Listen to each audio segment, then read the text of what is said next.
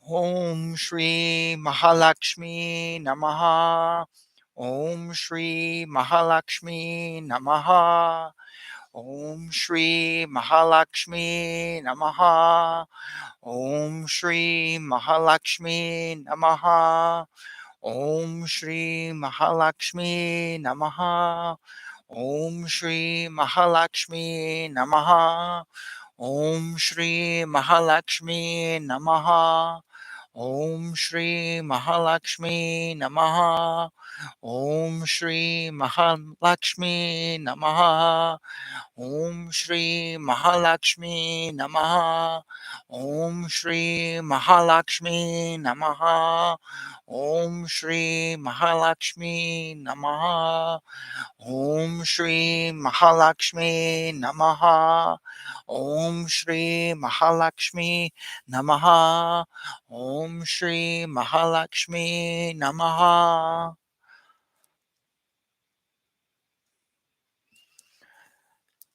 Well, we struggled through that. I didn't know if I'd be able to do this tonight or not because my voice is a little rough from coughing and being sick, as I've mentioned on earlier episodes. And I had a horrible last month was just horrible. If you see my episode, I think was it episode 49 on dehydration, it's actually about me being sick.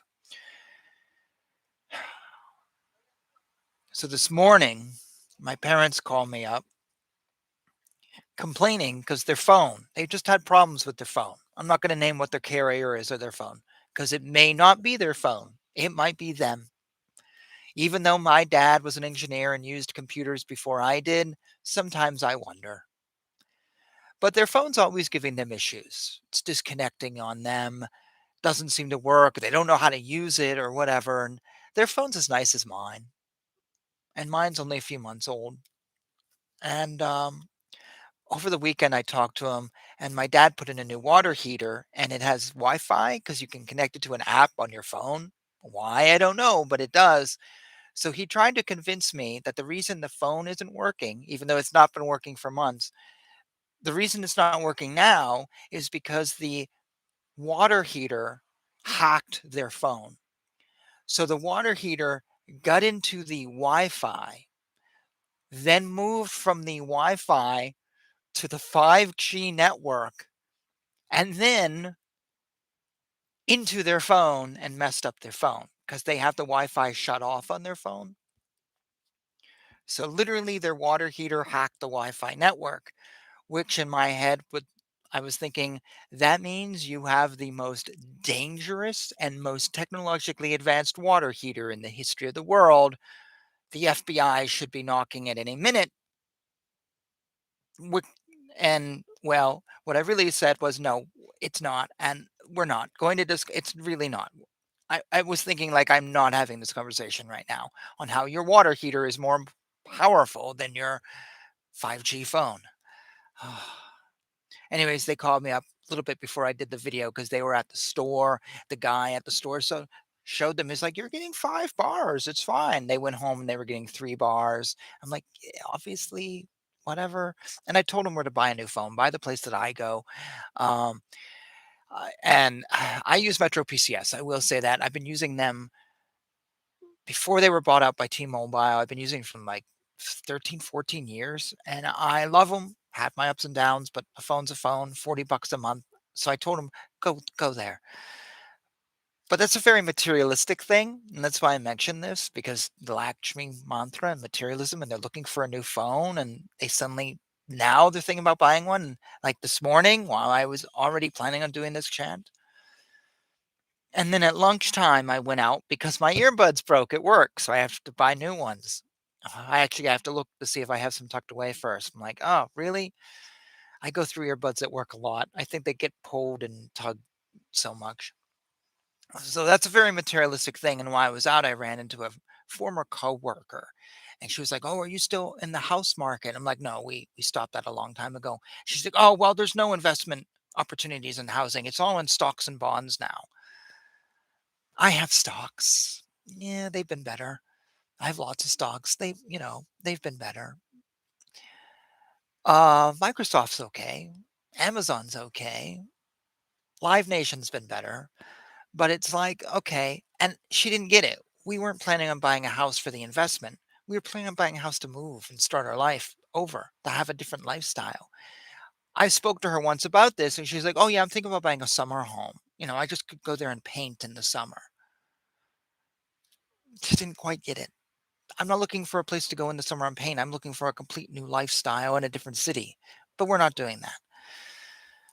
So it's very materialistic, and I was just like, "You don't get it. You don't get it." And then she's like, "You should send a resume to my law office. We can't get good people." And I was like, "No, I'm not interested." "Oh, are you sure? Are you sure?" I worked with her like 5 years ago. I was having trouble at the time, but we have an office manager now who I really get along with. I do a lot of stuff that I never did before, and my pay has increased um, because I've been there for so long, like 9 years at my law firm. I now get more holiday time than I used to. I also can come and go. There's a lot of freedoms I have that I might not get at another law firm.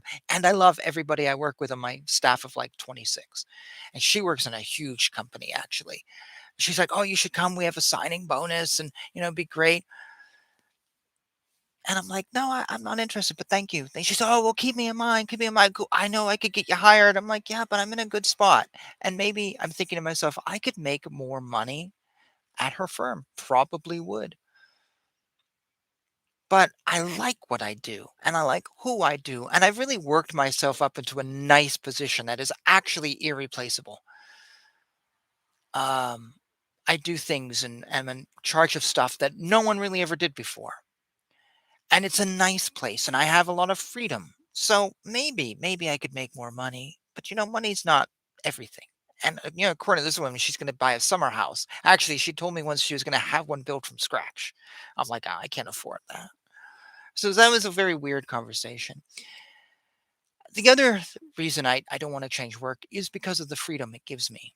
I have, health benefits, 401k. I can come and go. I can change my schedule if I need to. And my girlfriend is having trouble with her work. And we are thinking, as in like this morning, she said, "Okay, let's do this," about starting her own business. I had one once. I did book and music promotion, wasn't profitable. Excuse me, wasn't profitable. And that was years ago. But she has something she really likes doing, and it's an in-demand position, and we have a potential client. We just need to get the business license and the insurance and, and some other stuff. Very minimal investment. I won't say what it is. It may not happen, but she's struggling with her job and she struggled with a couple jobs. There was one job she was doing 50 hours a week for 12 years and didn't get anything out of it. And it was basically like working for $5 an hour at the end of the day. Um, and it was like, why am I putting 50 hours into a job where I'm making 30,000 a year? And some weeks I'm doing 60 and I'm not even paid for it. What's the point? So she's like, if I'm going to put the time into something, I want it to build into something.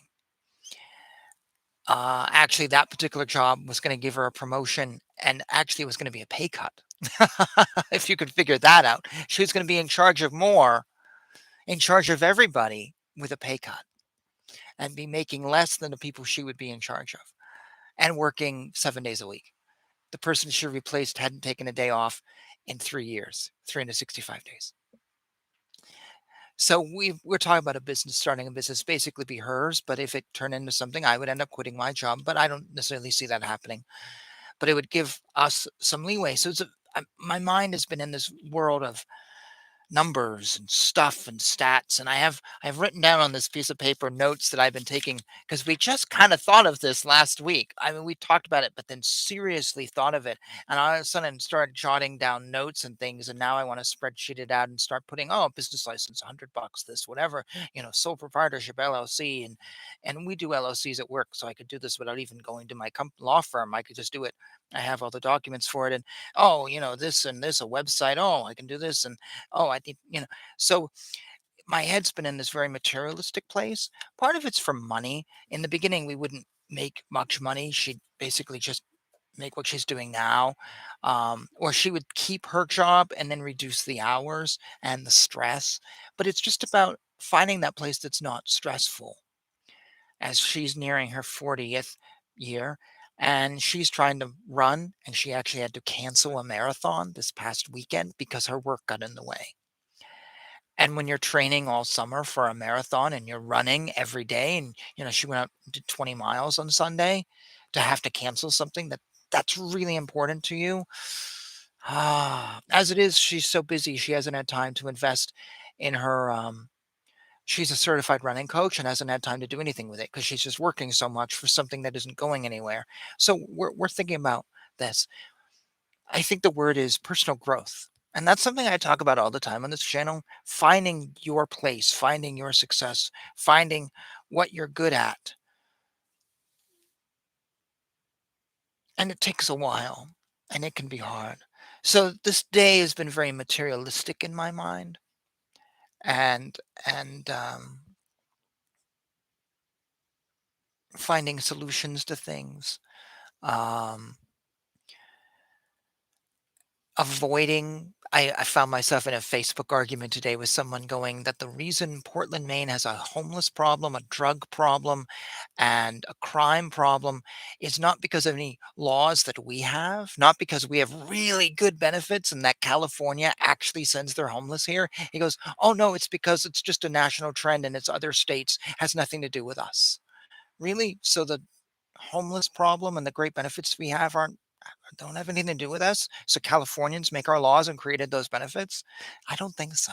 That's just taking the blame and putting it someplace else, and not being responsible. And then he was calling everyone else as Trumpsters and brainwashed. I'm like, yeah, wow, dude. And this is someone I know personally. And it kind of was, I was thinking about this, and the woman I met at lunch who was like, "Oh, I'm going to get a summer home. You shouldn't invest in houses anymore." Like, no, I don't want to invest in a house. I want a new place to live for me. And it doesn't have to be amazing. It could be a trailer. My parents lived in one, my grandmother, my uncle and aunts, it would be fine, but it'd be ours. And when you're in this place, you have to be honest. Like I said to my girlfriend, I'm like, this client we have who could be a client may not happen. So what are we going to lose? How much money are we going to be lose? And this is something I talk about all the time, and is honesty and being honest and facing things, facing challenges.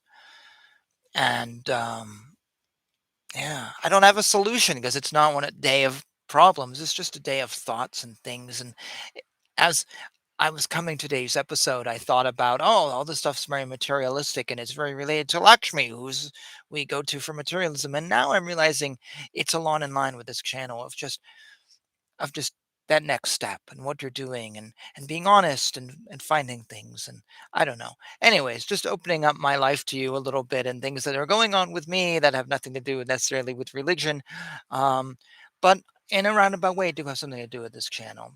So I'm going to close now. Thank you for sitting with me. If you've hung out this long, um, I believe the streaming is a little off tonight. I can see myself in my camera, and it feels to me like it's jittery. So if you're watching this, I'm sorry about that. Um, my view is, as long as you can hear me, that is the most important thing. Whether you see this mug or not, even though I just got a haircut that you can't really tell, um, that's not so important. Also, side note on the mantra, I messed up 3 times tonight. I'm sorry. But I think I've said this before, and it's worth remembering. You don't have to do it perfect. If you do 108 rounds in one go, God's not going to smite you.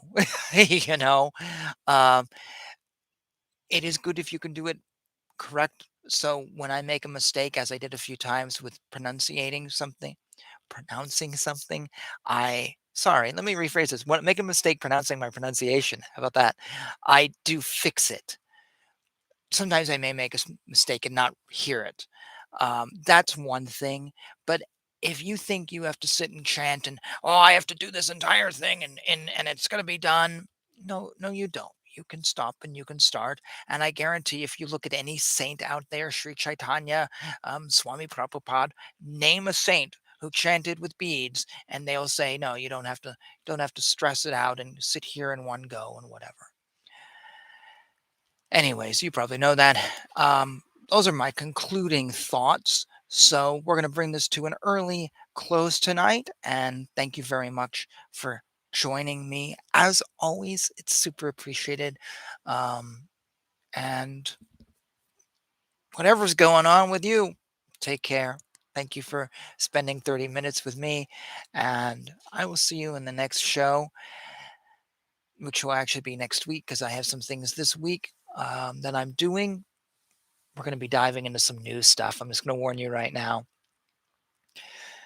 So until then, Jai Shri Krishna, Jai Shri Swaminarayan.